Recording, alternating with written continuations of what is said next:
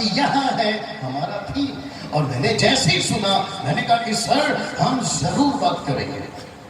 Okay, सो मैं यहाँ पर हूँ और मैं चाहता हूँ कि जितने पीछे हैं, ओके मेरी आवाज पीछे जा रही है सर, आप जितने पीछे हैं रिक्वेस्ट करते हैं सर जहां जगह मिल जाए प्लीज बैठ जाए, क्योंकि ये जो मैसेज है ये आपके लिए भी, वॉलंटियर्स या फिर पीछे जितनी भी आपकी टीम है सर उनसे रिक्वेस्ट है प्लीज बैठ जाए, क्योंकि ये वचन आपके लिए भी है। और अब थोड़े स्टॉल वाले गुस्से हो जाएंगे, फिर भी बोल देता हूं सर आपका स्टॉल हो सके तो 1 घंटे के लिए रोक दीजिए। Is that okay sir? अच्छा नाराज हो गया लगता है वो लोग, कोई बात नहीं। सो इसको सबसे पहले हम लोग सुन लेते हैं जो ऊपर लिखा है। So are you ready for that? ऊपर लिखा है, एक साथ पढ़ सकते हैं 1 2 3 4। इसको कहते हैं भारतीय आवाज। थोड़ा जोर से हो सकता है? एक साथ 1 2 3 गो। वाह क्या बात है, वापस पढ़ सकते हैं? ओके, जो बिल्कुल पीछे हैं सर आप लोग वहां से भी पढ़ लीजिए, एक बार वापस पढ़िए। देख मैं शीघ्र आने वाला हूं, ये वचन, बड़े ध्यान से सुनिए जितने प्रभु के दास हैं, ये वचन किसके मुंह से निकला? यीशु। ये वचन पास्टर जी किसके मुंह से निकला? यीशु। लेकिन आपको नहीं पता, बड़े ध्यान से सुनिए, आपको नहीं पता फर्स्ट टाइम, मैं रिपीट करता हूं, पूरे बाइबल के 260 चैप्टर्स हैं आपके न्यू टेस्टमेंट में। कितने? 260 चैप्टर्स हैं। 260 चैप्टर में फर्स्ट टाइम पवित्र आत्मा और कलीसिया ने ये शब्द को दोहराया और उसके बाद में आपकी बाइबल समाप्त हो गई। I mean, लिखना समाप्त हो गया। यस और नो? और उसी आयत को मैं चाहता हूं बड़े ध्यान से सुनेगा। सब लोग तैयार हैं? आपका प्रकाशित वाक्य, मैं रिक्वेस्ट करता हूं जितने प्रभु के दास हैं प्लीज ओपन योर बाइबल। जितने प्रभु के दास हैं प्लीज ओपन योर बाइबल। आपका प्रकाशित वाक्य उसका 22वां अध्याय, बहुत अच्छा है सर, अभी इसको चेंज नहीं करना, थैंक यू। आपका प्रकाशित वाक्य उसका 22वां अध्याय वचन 17। अगर यहां पर यीशु ने कहा है वचन 12 में, तो आइए सुनते हैं 17 में क्या लिखा है जी। आत्मा और दुल्हन दोनों कहती हैं आ। वापस पढ़िए सर, वापस पढ़िए। आत्मा और दुल्हन दोनों कहती हैं आ। वापस पढ़िए सर, बड़े ध्यान से सुनिए। आत्मा और दुल्हन दोनों कहती हैं आ।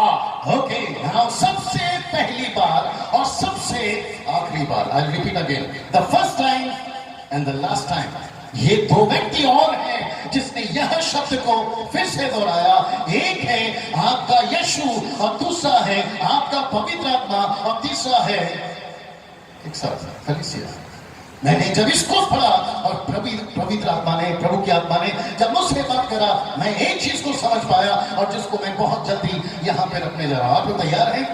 क्या आपने कभी, बड़े ध्यान से सुनिए, प्रकाशित वाक्य 1:10 और क्या कभी आपने प्रकाशित वाक्य 22:14 पे ध्यान दिया? आई मीन 22वां अध्याय वचन 18, अगर आप पढ़ोगे 15, 16, 17, 18, वहां पर पहली अध्याय में यीशु कहता है कलीसिया को लिखो और आखिरी अध्याय कहता है कलीसिया को लिखो। दैट मीन्स, सब सुन रहे हैं भैया? इसका मतलब है कि ये प्रकाशित वाक्य की पुस्तक और यहाँ पे 5 दिन का नाइट मीटिंग आपकी कलीसिया यानी यीशु की कलीसिया के लिए ही है। ये जो शब्द है, ये जो शब्द है ये बाहर के लोगों के लिए नहीं है। ये शब्द आप और मैं कलीसिया के लिए। कमाल, इज दैट राइट? और यीशु कहता है मैं जल्द आने वाला हूं। तो पवित्र आत्मा ने और कलीसिया ने इस बात को समझा। अगर यीशु जल्दी आने वाला है, अगर ये शब्द लिख दिया गया, बड़े ध्यान से सुनिए सर, आपका मेरा फोकस सिर्फ यही क्यों? आपका मेरा फोकस होना चाहिए पवित्र आत्मा और कलीसिया क्या बोल रही है उस पर भी। आपका, आप देख सकता हूं अगर आप सहमत हैं। मैं रिपीट करता हूं कि अगर यीशु ने ये कहा है, अगर 22:12 में, तो ये इग्नोर क्यों हो रहा है प्रकाशित वाक्य 22 का 17 में, और वहां पर लिखा है आत्मा और कलीसिया। रिपीट कर सकते हैं प्लीज? आत्मा और कलीसिया। जो मुझे फेसबुक पे देख रहा है वह, जो पाकिस्तान से देख रहा है वह, जो नेपाल से देख रहा है वह, जो अमेरिका, ऑस्ट्रेलिया, आप जहां कहीं से भी बिलोंग करते हैं, जो हिंदी भाषा समझते हैं, मैं उनसे भी कहना चाहता हूं कि यीशु का ये वचन तो है जिसको हम लोग डिनाई नहीं कर सकते, हमें। लेकिन हम ये क्यों भूल जाएं कि वहां दो और हैं जिसने कहा Yeshu, come on, can you repeat that? Yeshu, हाँ। और वो दो व्यक्ति कौन है सर? एक है पवित्र आत्मा और दूसरा है कलीसिया। तो इसका मतलब है यीशु आएगा, इसमें कोई दो राय नहीं है। यीशु वापस आएगा, इसमें कोई शक नहीं है। लेकिन बड़े ध्यान से सुना सर, उसके आने से पहले चर्च को एक काम दिया है। मैं रिपीट करता हूं, किसको एक काम दिया सर? चर्च को एक काम दिया। और चर्च को कहा है, चर्च को कहा है कि तू अकेली नहीं है, मैं किसी को भेज रहा हूं जो तेरे साथ में रहेगी, और जब तक मैं नहीं आता तब तक। वाह, यहां तालियों की जरूरत ही पड़नी चाहिए। रिपीट कर देता हूं, यीशु ने कहा मैं तो वापस आऊंगा, लेकिन आने से पहले एक काम है जो उसने कलीसिया को दी है, और कलीसिया से कहती है कि तू अकेली नहीं है, मैंने तुझे एक व्यक्ति दिया है, एक हेल्पर दिया है, एक सहायक दिया है, और उसका नाम है, ओहो, आप अभी भी नहीं समझे शायद। इसका मतलब है कि यीशु की कलीसिया इस पृथ्वी पर, come on get ready now, उतनी ही पावरफुल है जितना कि यीशु मसीह। आपका सपोर्ट चाहिए सर, मैं रिपीट कर देता हूं, कलीसिया पृथ्वी पे उतनी ही पावरफुल है जितना कि यीशु मसीह। अगर यीशु ने कहा मैं चमत्कार कर रहा हूं तो मुझसे बढ़कर चमत्कार, नॉट तुम, मैं तो कहूंगा कलीसिया। अगर यीशु ने मुर्दे जिंदा किए हैं 3, जो कि रिकॉर्डेड है, उससे ज्यादा किए होंगे, तो आप करोगे। जिसने कहा अच्छा, बहुत अच्छी बात है, आप है मेरे साथ में। और अगर आपको ये नहीं पता कि यीशु मसीह ने कलीसिया को पृथ्वी पर एक मकसद के साथ रखा है, और जिस दिन कलीसिया वो समझ जाएगी, आपकी मिनिस्ट्री चेंज हो जाएगी। वाह, लिसन दिस, मैं यहां पर जो पेंटिकॉस्टल वाला यीशु है उसको प्रीच नहीं कर रहा हूं। मैं यहां से मेथोडिस्ट वाले यीशु को प्रीच नहीं कर रहा हूं। मैं यहां से बैप्टिस्ट वाले यीशु को प्रीच नहीं कर रहा हूं। मैं यहां से यीशु को ही प्रीच कर रहा हूं। Very good. इसका मतलब है आप मेथोडिस्ट हैं, आप सीएनआई हैं, कैथलिक हैं, आप पेंटिकॉस्टल हैं, कैरिस्मेटिक हैं, ऑर्थोडॉक्स हैं, आप मेनलाइन से हैं, परमेश्वर आपको प्यार करता है, आमीन। लेकिन आपको नहीं पता है कि आप भी उसकी दुल्हन हैं। और यीशु ने अपनी कलीसिया को इस पृथ्वी के ऊपर सामर्थ्य ही नहीं, सामर्थ्य सहित रखा है। बाप रे, मैं रिपीट कर देता सर, आप जिसको सुन रहे हैं, ये काला कुर्ते वाले को, जिसका नाम ऊपर आप देख चुके हैं 2 दिन से, इसने कम से कम अपनी मिनिस्ट्री में 5 मुर्दे जिंदा किए। कोई बड़ी बात नहीं, कोई बड़ी बात नहीं। मैं प्रार्थना करता हूँ चीजें हो जाती हैं। मैं प्रार्थना करता हूँ, हॉस्पिटल में पिताजी को ले जा रहे थे एम्बुलेंस में, वो एम्बुलेंस यू टर्न मारकर घर चली जाती है। मैं प्रार्थना करता हूँ, सर्जरी कैंसिल हो जाती है। मैंने प्रभु से पूछा, प्रभु ये कैसे हो रहा है? बड़े ध्यान से सुनिए, यीशु कहता है बेटा ये तो तेरे साथ होगा क्योंकि तू मेरी दुल्हन है। वो तो मैं समझा रहा हूँ कभी से, आप मेरे साथ में। और इस दुल्हन को इस पृथ्वी पे रखा है ताकि हम परमेश्वर का वो काम कर सकें जो आने से पहले मुझको और आपको दिया गया है। क्या बात है। एक चीज तो हम बोलना भूल ही गए। पूछ सकते हैं क्या मेरी हिंदी ठीक है? अभी तक, क्योंकि मैं जहां से आता हूं वो मुंबई शहर है, और मुंबई शहर में हिंदी जो है वो पानी पूरी की तरह और भेलपुरी की तरह, अभी आप समझदार हैं। मैं दरअसल साउथ का हूं, मैं बहुत कोशिश कर रहा हूं कि अदब की हिंदी बोलूं, लेकिन अगर बीच में थोड़ा सा मुंबईया आ जाए, माफ कर दीजिए, अब मेरे साथ में। मैं रिपीट करता हूं, कलीसिया को इस पृथ्वी के ऊपर, तमाम रिपीट, एक मकसद के साथ रखा गया है, आमीन। और वो मकसद क्या है मैं अभी बताने जा रहा हूं। आप लोग तैयार हैं उसके लिए? ना आप सभी को पता है कि सबसे पहला शब्द, पासु जी, सबसे पहला शब्द, सबसे पहला शब्द जो यीशु ने पतरस को कही वहां था एक शब्द जिसका नाम है चर्च। आमीन।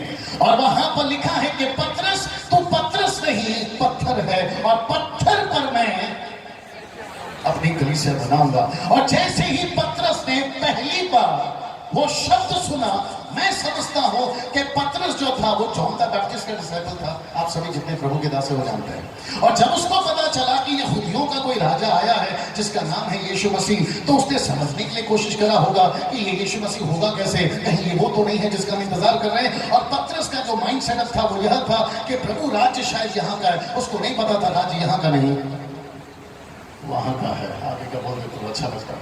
इसलिए तो उसने कहा यहां मुझे प्लीज बता दीजिए छोटा कौन होगा, बड़ा कौन होगा, पहले कौन होगा, बाद में कौन होगा। वो यहाँ का सोच रहा है कि प्रभु अभी बता दे। प्रभु ने कहा कि बेटा तुझे नहीं पता कि तू क्या चीज है, आप मेरे साथ में। और जैसे ही यीशु ने उसको कहा कि पतरस, तेरा नाम पतरस नहीं अब इससे पत्थर होगा। पतरस का मतलब है शेकेबल, पत्थर का मतलब है अनशेकेबल, अगर आप इस बात को समझ जाए। और जैसे ही उसने कहा कि प्रभु आप मुझ पर क्या बनाने जा रहे हो, तो मुझे यहाँ पर एक कपल्स चाहिए जो कि मैं यहाँ से किसी को उठाना चाहूंगा। एक पति पत्नी चाहिए, यहाँ पर कोई है एक पति पत्नी, सिर्फ एग्जाम्पल के तौर पर, फिर उसके बाद हम लोग बात करेंगे। प्लीज लिसन दिस, कोई भी आ जाइए, एक पति पत्नी जी, जल्दी से यहां से कोई एक आ जाए, पति पत्नी। वाह, कम फास्ट प्लीज, मेरे पास भी वक्त कम है। आपने इतना टाइम, एक पति पत्नी चाहिए सर। ओके गुड, इनके लिए ताली बजा दीजिए। क्या बात है, आइए सर। कहां से आएंगे, वहां से आएंगे, वहां से आ जाइए, नहीं वहां से आ जाइए, कोई दिक्कत नहीं। ओके पास्टर जी, मत्ती की किताब उसका 11वां अध्याय वचन 28, आइए सुनते हैं वहां पे क्या लिखा है। मत्ती की किताब उसका 11वां अध्याय वचन 28 जी। सर आप फिलहाल बैठ जाइए, मैडम आप यहाँ आ जाइए। क्या बात है सर, परेशान नहीं होना मैडम, उस तरफ। यस, नाउ लिसन दिस, मैं चाहता हूं कि आप एक पिक्चर बनाए दिमाग में।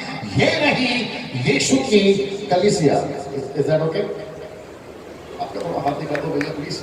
ये रही यीशु की कलीसिया, और यीशु ने अपनी कलीसिया को ये कहा है कि इस पृथ्वी पर तू उतनी ही पावरफुल है जितना कि मैं। आमीन। और यीशु ने, आइए सुनते हैं उस वक्त में क्या कहा था, क्योंकि ये वचन, माय गॉडनेस, आपका लास्ट सॉन्ग कौन सा था मेरी बहन? लास्ट सॉन्ग कौन सा था? उनको ले आओ, उनको ले आओ, उनको ले आओ। लेकिन आपको पता है मैंने क्यों इस गीत को दोहराया? क्योंकि यहां पर वही लिखा है कि हे सब परिश्रम करने वालों और बोझ से दबे हुए लोगों, मेरे पास आओ। बस वापस पढ़िए पास्टर जी, बड़े ध्यान से सुनिए प्लीज। हे सब परिश्रम करने वालों और बोझ से दबे हुए लोगों, मेरे पास आओ। एक मिनट, कहां पर आओ? कमन कमन स्पीक, कहां पर आओ? मेरे पास आओ। ये मेरे पास कौन है?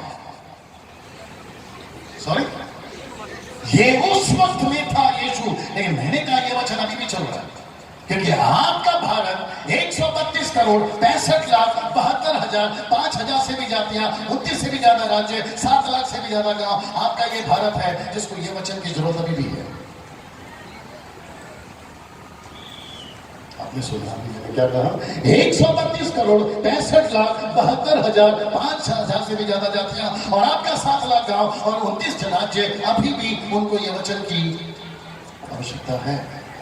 और मुझे नहीं समझ में आता पास्टर जी, बड़े ध्यान से सुनिएगा, मुझे नहीं समझ में आता, आप चर्च को यीशु ने एक बड़ी रिस्पॉन्सिबिलिटी दी है। जितने भी डिनोमिनेशन के सेवक यहाँ बैठे हैं, बड़े ध्यान से सुनिएगा। ये उदय जोधपुर, ये जोधपुर वीडियो चल रहा है, क्या करें, मोदी साहब के हाथ में नहीं है। मैं रिपीट करता हूं, ये जोधपुर मोदी साहब के पास में नहीं है।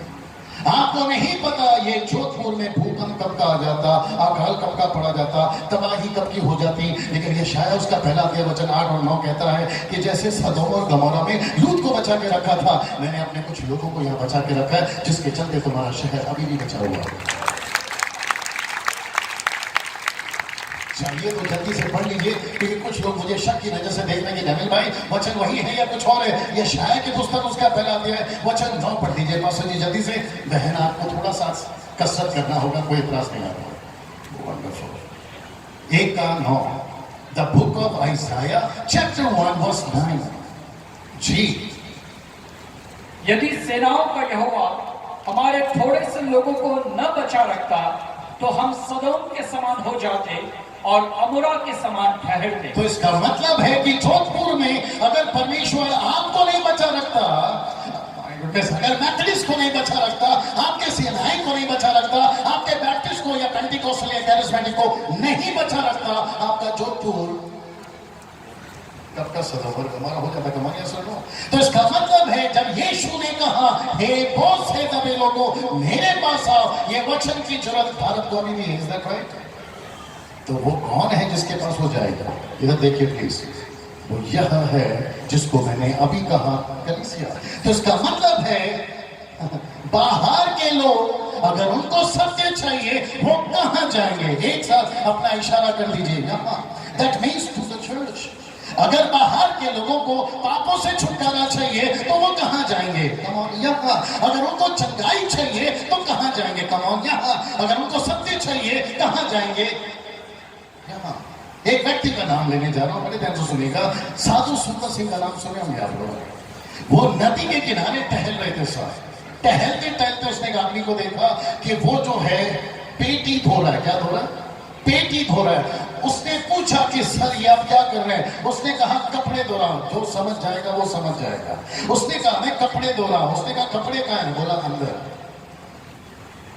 आप नहीं समझे अभी। साधु सुंदर सिंह ने कहा कि आपको कपड़े निकाल कर धोने पड़ेंगे अंदर से।